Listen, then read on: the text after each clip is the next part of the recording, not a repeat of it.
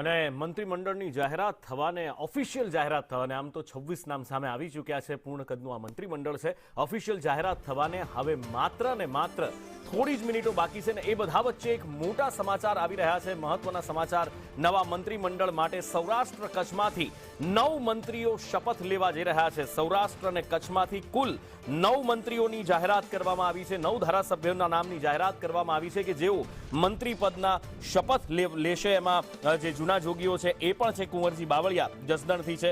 સાથે જ રીવાબાનો સમાવેશ કરવામાં આવ્યો છે. દક્ષિણ ગુજરાતમાંથી 5, ઉત્તર ગુજરાતમાંથી 4 મંત્રીઓ બનશે. એટલે કે ઝોન પ્રમાણે જે સમીકરણ ભારતીય જનતા પાર્ટીએ ગોઠવેલું છે. અમદાવાદમાંથી દર્શનાબેન વાઘેલાને મંત્રી બનાવવામાં આવશે. ગઈકાલે સંદેશ ન્યૂઝ ઉપર આ ચર્ચા થઈ હતી અને આ એક પ્રિડિક્શન કરવામાં આવ્યું હતું કે દર્શનાબેનનો સમાવેશ થઈ શકે છે.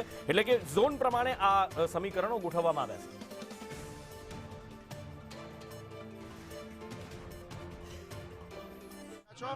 નવું મંત્રીમંડળ આપ કેવી રીતે જોવો છો? આખું નવું મંત્રીમંડળ આપ કેવી રીતે જોવો છો? બહુ સારું મંત્રીમંડળ છે. હું બધાને શુભકામનાઓ આપું છું. મુળુભાઈ બહેરા પણ અહીંયા છે. મુળુભાઈ, નવા જે સભ્યો હવે ઉમેરાયા છે એની સીધી અસર લાગે છે કે સ્થાનિક સ્વરાજ્યની સંસ્થાઓમાં પણ હવે જોવા મળશે? ચોક્કસ જોવા ખૂબ સરસ મંત્રીમંડળ બન્યું છે અને મારી બધાને શુભેચ્છા. કુબેરભાઈ ડિંડોર પણ અહીંયા છે.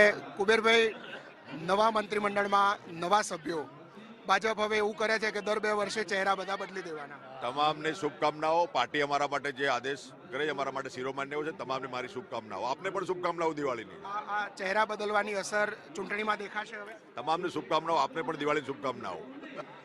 ભાનુબેન બાબરિયા પણ અહીંયા છે. ભાનુબેન, અનુસૂચિત કોઈ સવાલ જ નથી. પ્રતિનિધિત્વ જિલ્લાનું રીત છે.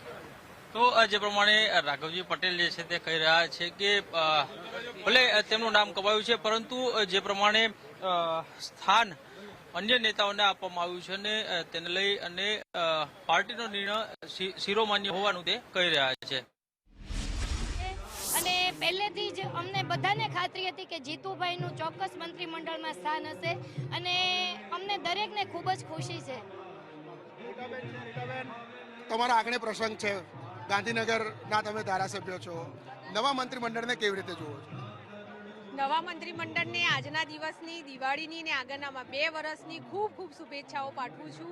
પાર્ટીએ જેને જેને પણ નિર્દેશિત કર્યા છે અને જેને જેને પણ મંત્રીમંડળનું પદ આપ્યું છે તે બધા જ ખૂબ કાબેલિયત ધરાવતા છે. સમાજને સાથે લઈને અને બધાને સાથે લઈને ગુજરાત રાજ્યનું ખૂબ સારું પ્રતિનિધિત્વ કરશે એવી મને આશા છે. મહિલા ધારાસભ્ય તમારા સાથી રીવાબા મંત્રી બન્યા છે. અમને બધાને ખૂબ જ ખુશી છે. જેવી રીતે બેને કીધું એમ કે ભારતીય જનતા પાર્ટી શ્રેષ્ઠ નેતૃત્વ હતી. ખૂબ જ સારું ડિસિઝન લેવામાં આવ્યું છે. અમે બધાને બિરદાવીએ છીએ અને જેટલા બી લોકોને પ્રતિનિધિત્વ કરવાનો મોકો મળ્યો છે બધાને હૃદયપૂર્વક દિલથી અભિનંદન પાઠવીએ છીએ. સંજયભાઈ કોરડિયા પણ છે, જુનાગઢના ધારાસભ્ય અહીંયા આવ્યા છે. સંજયભાઈ, સૌરાષ્ટ્ર કચ્છમાંથી લગભગ 9 મંત્રીઓ આ વખતે સરકારમાં જોવા મળશે. કહેવાતું હતું કે સૌરાષ્ટ્રને પ્રતિનિધિત્વ વધારે મળવું જોઈએ. નહીં, પ્રતિનિધિત્વ સમગ્ર ગુજરાતને મળવું જોઈએ. આ ગુજરાતનું પ્રતિનિધિત્વ છે અને સમગ્ર ગુજરાતની અંદરથી ભારતીય જનતા પાર્ટીના કાર્યકરો આજે જવાબદારી નિભાવશે એટલે એક આનંદની વાત છે. ખાસ જુનાગઢમાં આપનો જે ઘોડો છે એને રોકવા માટે તમારું પણ નામ હતું કે ભાઈ તમે ત્યાં રોકી શકશો એ ઘોડો. પાર્ટીએ જે નિર્ણય કર્યો હોય, પાર્ટીના નેતૃત્વએ ખૂબ સમજી વિચારીને નિર્ણય કર્યો હોય છે.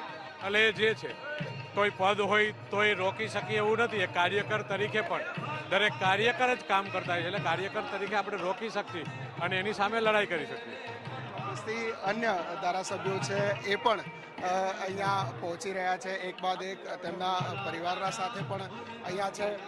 ઉદય કાનગડ છે, રાજકોટના ધારાસભ્ય, તે પણ અહીંયા છે. તમને દ્રશ્યો બીજી તરફ બતાવી ધારાસભ્યો અને સિનિયર આગેવાનો એક બાદ એક અહીંયા